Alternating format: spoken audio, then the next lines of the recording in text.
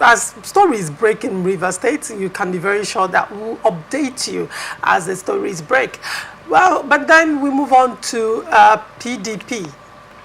Member representing Ideato North, Ideato South Federal Constituency of Imo State and spokesman of the Coalition of United Political Parties, Honorable Ikenga Imo Ugochinyere, has been expelled by the People's Democratic Party with immediate effect over gross indiscipline, insubordination and anti-party activities. The expulsion was conveyed in a letter by the Ideato Local Government Area Chapter of the party dated December 5, 2024 and signed by the local government chairman, Honorable Tangodo Keke, and the secretary, Oyebuchi Ume, which they addressed to the state chairman. However, in an interesting development, National Working Committee of the People's Democratic Party has voided the purported expulsion of Honorable Ugochinyere Ikenga from the party by the Umopia Umukegu Ward chapter of the PDP in Imo State. A statement issued on Saturday by Debo Ologunaba, PDP National Publicity Secretary, informed that the National Working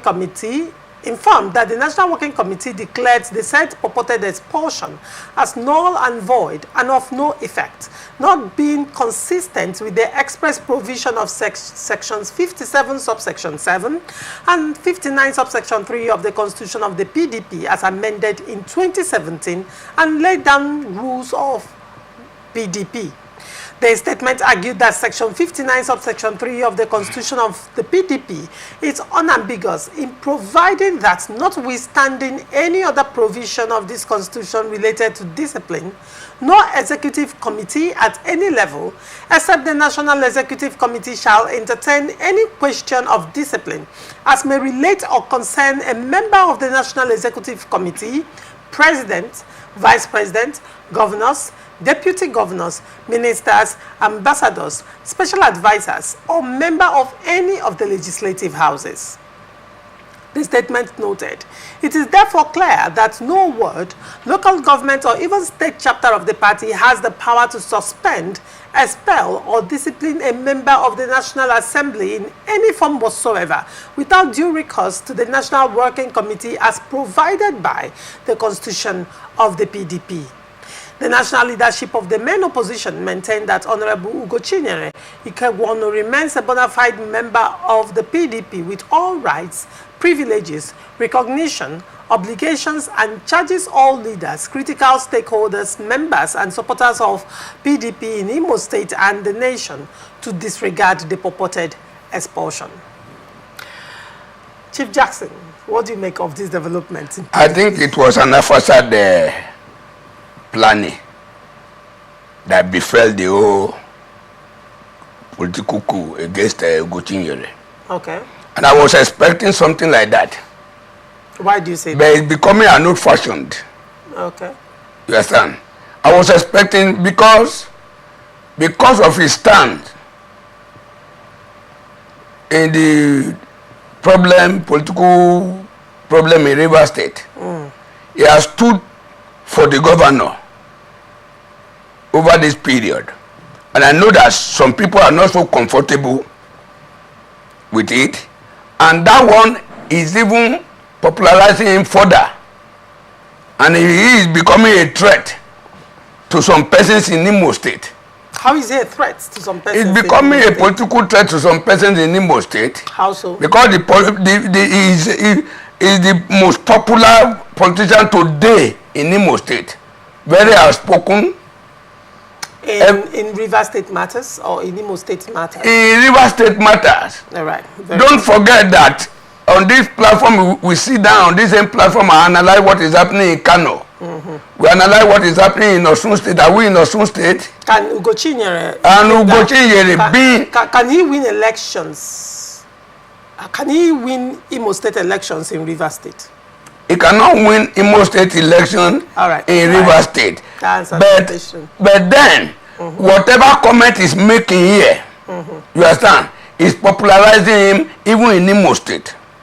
And he is becoming a threat. And some people in River State are not even happy with him. Because there was a time some people attacking that what is his business in River State. But I see that one as a very mean statement. Okay. So if Jackson Lake Ojo comment about what is happening in Kano State now, they will say, what is my business? Whereas Kano State is an integral part of this country. And I have any reasons to comment on anything to correctionally. You understand? So to me, the people that planned this thing in his word, they didn't do the planning very well.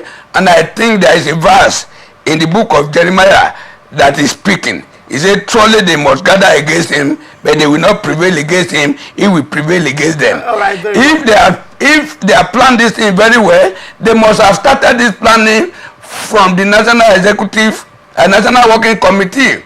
If the National Executive Committee, if they change document or change anything, if alert exchange and other things, alert could be email and other things. Just like Akpabio's email prayer that time. So if email and other things, if they plan well and the National Working Committee say you can go ahead, immediately they do this thing, National Working Committee will just affirm their statement immediately, and the next thing Ugochinyere could do is to go to court. After all, it happened to Suomole at the National APC. At the end of the day, that ended his tenure. It happened to Use Secondus as the national chairman of PDP. It happened to Senator Yose Ayu from this war too. That ended his office as the national chairman of PDP. Right. It has been happening because it has become old-fashioned. All right, very well. You know, I asked you a question earlier. So in this case, Ugochinyere has come out victorious. Okay, very well. You know, hold on. I asked you earlier if Ugochinyere can win elections in Rivers State. You said no, because he's a member representing Ideato North and Ideato South in Imo State. Now let's come. No, let me jump. Let me jump in. Let me jump in. You can correct me. I can correct you, ma. Hold on. If as I'm sitting down here, when you send it online, a lot of people because of that are calling me that what are you doing in Rivers State? Come to Osun State, come and contest. Where is the popularity coming from? It's coming from here. His activities there. All right, very well. The activities here can add to his vote in Imo State. Hold on, Chief Jackson Lekojo. Let's go to Imo State, shall we? Yeah. Good.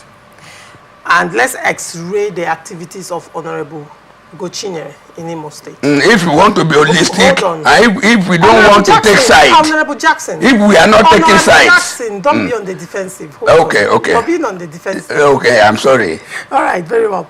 Now, Imo State is rife with insecurity. Yes. In fact, Imo State, Anambra State, side by side, appear to be contesting when it comes to the level of insecurity in Southeast. Imo State is suffering from unknown gunmen, Omuoma, Bubago, IPOB, ESN. And then Ugochynyere's constituency is not free from these attacks. And not once have I heard Honorable Ugochinyere being vocal about the state of insecurity in Imo State. Currently, there is a report that said that Imo State VAT is at its lowest. In fact, I think Imo State has the lowest VAT so far for now in Nigeria. And it's as a result, while the PDP is accusing the APC of lack of governance, and that has it, but the thing is, insecurity has so much affected Imo State that Imo State economy is largely built on hospitality, and that to a large extent, I mean, people don't feel safe to travel to Imo State and spend money in Imo State anymore. That's on one hand. Now, let us look at the elections, the local government elections in Imo State. This is a situation where the APC, the ruling party in Imo State, swept the entire local government chairmanship and councillorship seats in Imo State. And then there are accusations of electoral malpractices and rigging. And Ugochinyere is here to speak in a situation where his political party was disenfranchised, allegedly. His political party lost their seats unfairly. His political party are crying out that they are being rigged out of elections. Ugochinyere has not been vocal in anything with regards to Imo State. Ugochinyere has been vocal only in Rivers State matter. I mean, crisis is going on in Kano State, crisis is going on in Nigeria. There is economic crisis, you know, tax reform and all of that. I can go on and on and on. Ugochinyere appears to be only interested in Rivers State. Now, when you say he is being popular in Imo State, if you read the details of the expulsion, by his word, they had suspended him earlier. And prior to that suspension, there have been invitations. He does not, according to them, he does not even attend meetings there. He's never present, you know, and invitations extended to him, he has shunned them over and over and over again. While the political undertone exists, you said he's becoming a political name and figure at the national level. But I ask you a question. He is speaking, or whatever platform he's enjoying based on the mandate of, one, the political party, PDP. Secondly, the votes of the people he's representing. However, Ugochinyere appears to be representing or speaking for political interests.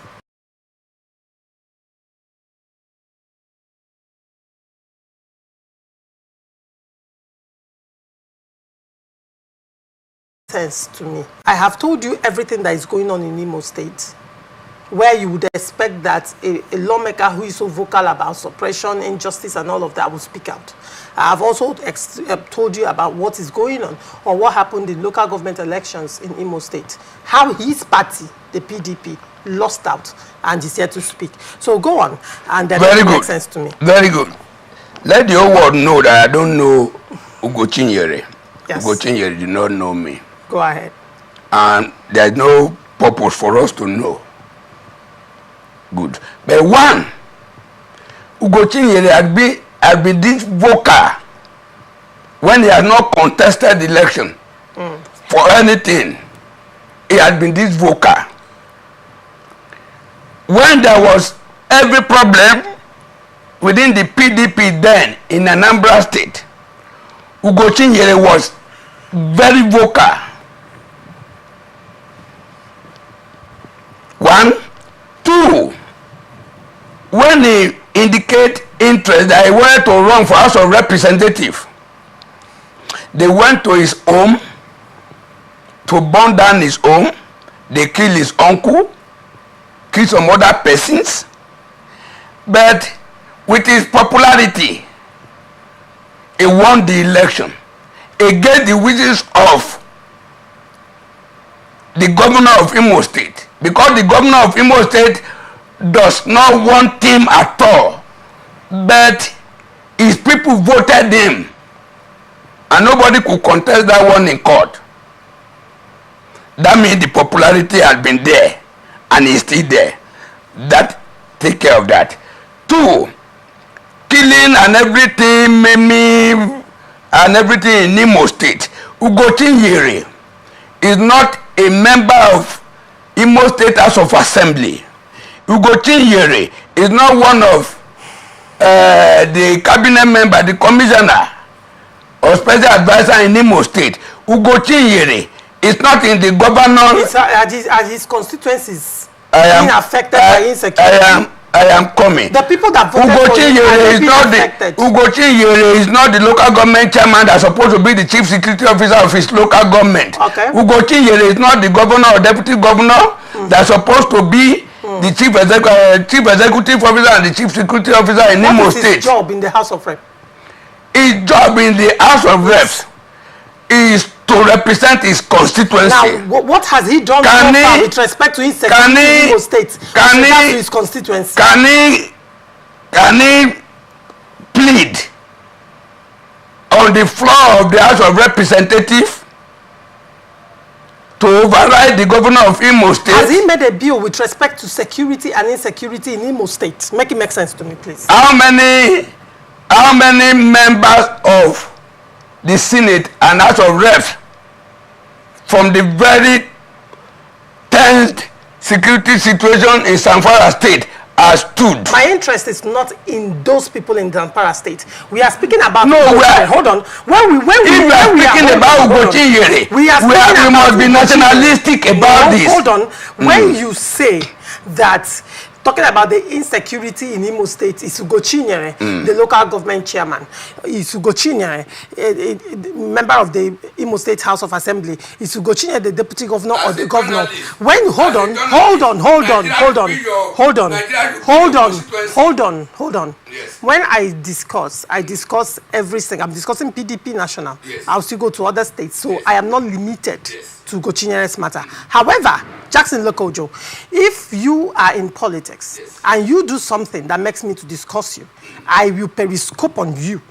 And I'm not going to nationalize it. Okay. So I am discussing Ugochinyere right now as a subject. Okay. And I'm periscoping his activities as a lawmaker representing, hold on, when he's going to be introduced, or when we are introducing him, he's been introduced as the lawmaker representing Ideato North and Ideato South Federal Constituency. Last time I checked, he's not been introduced in his capacity as Ugochinyere Ikenga Imo.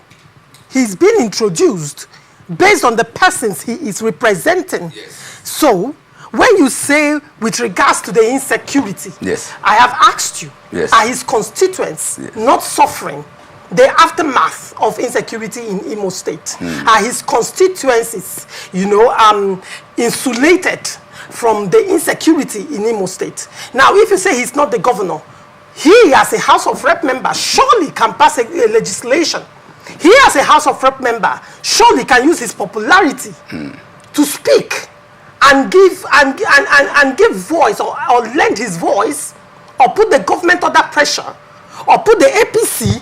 Now let us even let's even narrow it down. Ugochinyere is an opposition, a member of the opposition in APC. And one would wonder, where is the voice of PDP in Imo State? If Ugochinyere is that vocal in other states, no, not other states, in Rivers State, why can't he be the opposition that he's supposed to be in Imo State, particularly with regards, I have spoken clearly, with regards to infrastructural development, with regards to insecurity, in fact, infrastructure by the side, insecurity in Imo State, that his constituents are directly affected and involved in, and you're saying, is he the governor? Yeah, assistant to say this. I'm not in my bedroom saying this, I'm before the world now saying this. Is a member representing what again? Ideato North and Ideato South Federal Constituency. That answers it. All right, go ahead. Yeah, I'm still defending him without his permission. Go ahead. And I'm being realistic. All right. Nobody, I know that his defense of the governor of Rivers State is annoying some people, is giving some people headache. Is a bitter pill to some persons, and I will want him to continue to do that because he is a Nigerian. If there is heat in Rivers State, it will affect the economy of Rivers State. Economy of Rivers State will adversely affect the economy of the Federal Republic of Nigeria. I spoke to you about the economy. He has not done anything wrong. I spoke to you about the economy of Imo State. Have I not? Is he the one managing the economy of Imo State? Oh, is he the one managing the economy of Rivers State? He's not the one. Is he the one managing the economy of Rivers State? But he saw that. Hold on. He saw that there was due pressure on the governor of Rivers State, and he didn't want the oil production in Rivers State to stop, and that is why he's doing that. And it's okay for the national interest. And I have asked you a question. Yes. Now, while I'm not very interested in his position in Rivers State, my interest is his activities with regards to the constituency he's elected to represent. Because now this expulsion in the first instance came from that ward in that constituency. Having been rightly this expulsion was sponsored by some disgruntled elements. Regardless of how you feel about that, like I was saying, the expulsion was coming from his ward. Yes. And the things they cited, one would say, if they were well within their constitutional rights, it's valid.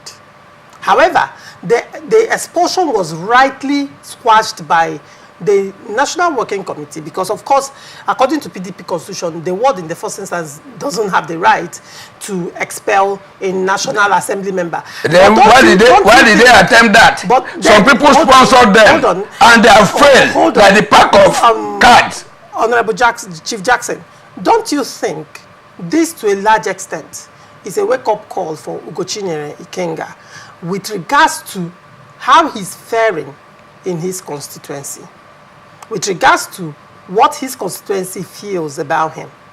That he won an election then, although I do not want to really go into the details of how he emerged as member representative. He won. Hold on. And nobody could challenge him in the court of law. I don't want to go into that details. But regardless, that was in 2023. Yes. Now, a lot could change between 2023 and 2027. I will even advise him to go for Senate. A lot will change because it's bigger than the federal constituency now. Hold on.